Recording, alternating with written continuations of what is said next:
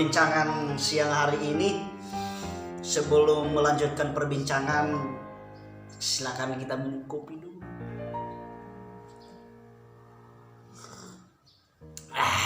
Enak sekali, waduh. Nah, saat ini kita berbincang-bincang ya teman-teman ya. Ya bersyukur ya. Sampai saat ini kita masih diberikan kekuatan oleh Tuhan. Kalau kita mereview dari belakang, semenjak ada COVID-19 ini, banyak hal yang membuat kita dan meragukan dengan kondisi yang ada saat ini. Tidak ada juga pekerjaan, penghasilan, tidak ada juga pemasukan dari manapun. Beda dengan tahun-tahun yang sebelumnya atau bulan-bulan yang sebelumnya. Mungkin barangkali kita tidak pernah di rumah terus, tidak pernah tidur-tidur siang hari ya. Tapi untuk bulan ini, bahkan sampai COVID ini akan berlalu, kita belum tahu sampai kapan. Tapi kita bersyukur ya. Sekali lagi saya mengatakan bahwa kita bersyukur kita bisa melewati bulan ke bulan ya. Karena kalau saat ini kita masih bisa bernafas, itu karena anugerah Tuhan. Dahsyat bukan? Amin. Ya, amin ya. Nah, saat ini saya membagikan satu ya cerita bagaimana kita harus menyikapi ya situasi yang saat ini. Terkadang saya melihat ya situasi demi situasi teman-teman, baik di media sosial, di Facebook, IG ya maupun WA. Di sana juga mereka selalu mengeluh. Mereka selalu mengatakan, waduh ini hidup susah. Saudara-saudara, itu setiap manusia memang mengatakan hal yang sama. Tapi jangan sampai keadaan itulah yang membuat kita drop. Iya bukan? Iya betul. Justru kita melihat keadaan itu dengan memberikan kita kekuatan dan keyakinan untuk bisa kita harus punya semangat yang tak pernah pudar. Nah itu satu-satu. Nah, apa yang saya maksudkan di sini ya? Hidup ini jangan pernah dibawa susah, saudara. Bawa bahagia saja. Hidup itu harus dibawa happy saja. Bagaimana caranya kita membawa happy saja?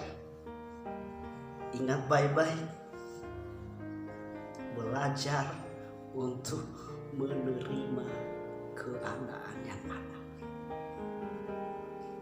Itulah sebabnya saya mengatakan bawa happy saja. Apakah saya tidak punya masalah? Oh banyak.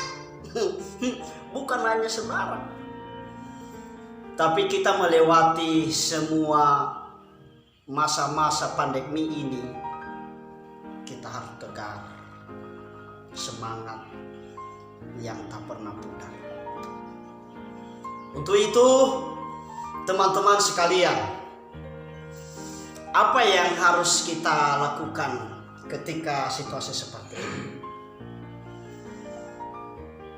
Kembali dalam diri kita, kembali dengan keyakinan kita,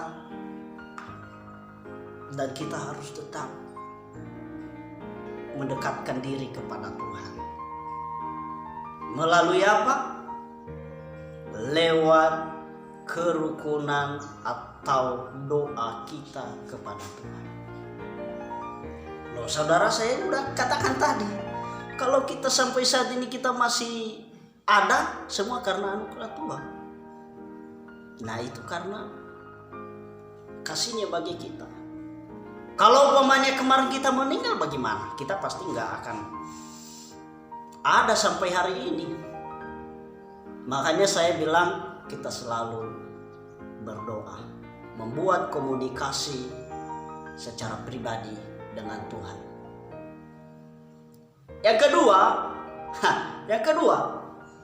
punya gairah yang memiliki semangat menjalani hari demi hari. Jadi kalau kita dilihat-lihat manusia ya saudara-saudara, tentunya mereka selalu berpikir dan melihat kita atau secara pribadi tidak punya apa-apa. Tapi betul, memang tidak punya apa-apa, ya, nggak punya apa-apa. Tapi memang itulah keadaan yang ada sampai saat ini. Kita juga tidak terlalu memaksa dengan keadaan yang ada. Tapi ingat baik-baik, justru dengan keadaan itulah yang membuat terobosan-terobosan yang dahsyat, bukan? Betul. Nah, untuk itu yang ketiga adalah harus bersabar dengan situasi seperti ini. Kalau tidak pernah ada kesabaran, bijaksana menyikapi semua masalah atau menghadapi masa-masa COVID yang dimana sampai saat ini belum kita mendapatkan berkah ya. Tapi saya hanya mau bilang, tetap berdoa, terima dengan situasi yang ada sampai saat ini ya, agar kita tetap semangat di dalamnya ya. Jadi untuk itu kita punya semangat yang berpudar-pudar dan gairah yang wow. Nah itu ya, buatlah situasi itu menjadi hangat, jangan buat situasi itu yang menjadi dingin. Karena yang membuat situasi itu hangat atau happy itu kita sendiri, bukan orang lain. Selamat beraktivitas kembali. Saya Rahmat Lasih. Kiranya melalui video ini kita sangat diberkati. Amin.